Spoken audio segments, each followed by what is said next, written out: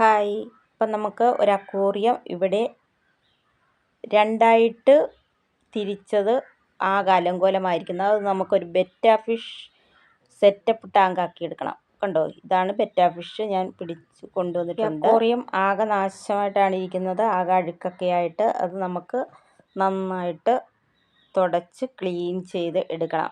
കണ്ടോ, ആ ടാങ്കിൻ്റെ അടിഭാഗത്ത് വിള്ളലുകൾ വീണതാണ്. അത് സിലിക്കോണൊക്കെ വെച്ച് ഒരു അഡ്ജസ്റ്റ്മെൻ്റ് ആയിട്ട് വെച്ചിരിക്കണം. കണ്ടോ, തോർത്തുകൊണ്ട് നന്നായിട്ട് ഈ സൈഡിലൊക്കെ തുടച്ച് വൃത്തിയാക്കണം. തോർത്ത് ഉപയോഗിക്കുന്നതെന്ന് വെച്ചാൽ മറ്റുള്ള ഒന്നും കൊണ്ട് കോരിക്കളയാൻ ബുദ്ധിമുട്ടാവും. ഇത് ഒട്ടിച്ച് വെച്ചിരിക്കുന്നതാണ്.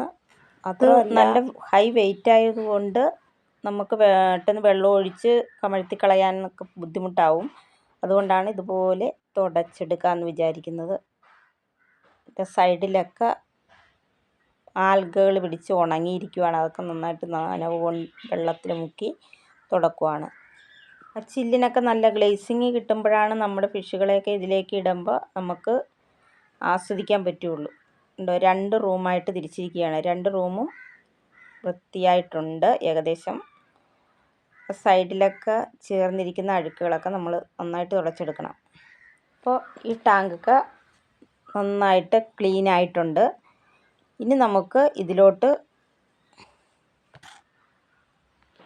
ഇപ്പോൾ ഏകദേശം ഈ അക്വേറിയത്തിൻ്റെ 2 റൂമും വൃത്തിയായിട്ടുണ്ട്. ഒന്നുകൂടിയൊക്കെ തുടച്ച് നല്ല ഗ്ലേസിങ് കിട്ടണം. വൃത്തിയായിട്ടുണ്ട്. ഇനി നമുക്ക് ഇതിലേക്ക് കുറച്ച് വെള്ളം ഒഴിച്ചു കൊടുക്കാം. 2 റൂമിലേക്കും നമുക്ക് വെള്ളം ആവശ്യത്തിന് ഒഴിക്കണം. ഇത് കിണർ വെള്ളമാണ് ഞങ്ങൾ ഉപയോഗിക്കുന്നത്.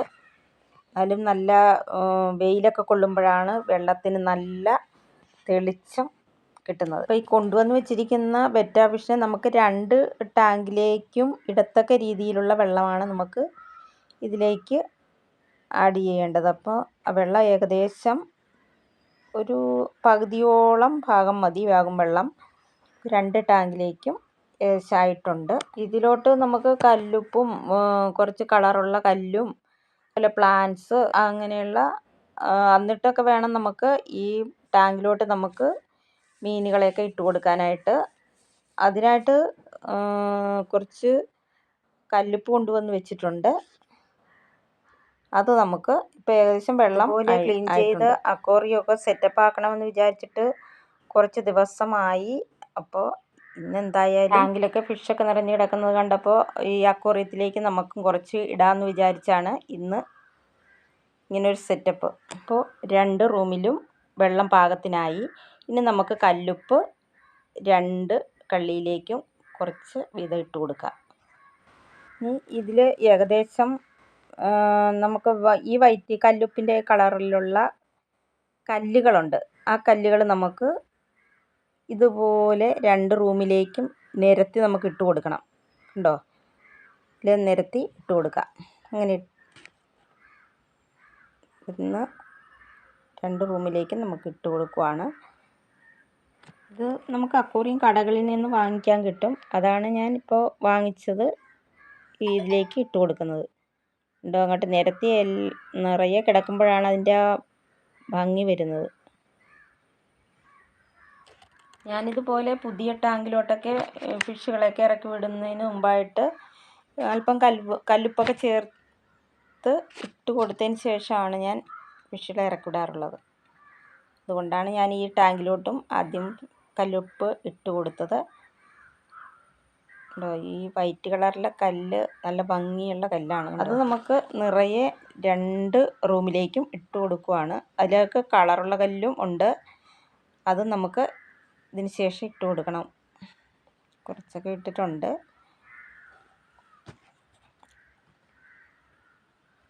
ഇതിൽ കളറുള്ള കല്ലുകൾ വീണപ്പോൾ തന്നെ അതിൽ പ്രത്യേക ഒരു ഭംഗി ആകുന്നുണ്ട്. അതുകൊണ്ട് നമുക്ക് കളറുള്ള കല്ല് കൂടി നമുക്ക് ഇതിലേക്ക് ഇട്ട് കൊടുക്കാം. കണ്ടോ, ഇപ്പം കൂടി മനോഹരമാകുന്നുണ്ട്. അത് നമുക്ക് നിരത്തി ഇങ്ങോട്ടിട്ട് കൊടുക്കാം.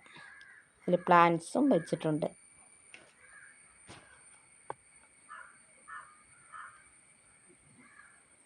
കണ്ടോ, അടിപൊളിയാണ് അതുള്ളത്.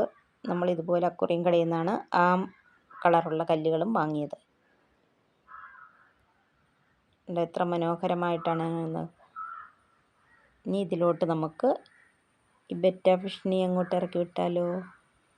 കുറച്ച് ഇതിലിറക്കി വിട്ടു. അതുപോലെ തന്നെ നമുക്ക് അടുത്ത ടാങ്കിലേക്കും കൂടി ഇറക്കി വിട്ട് കൊടുക്കാം. അടിപൊളിയായി.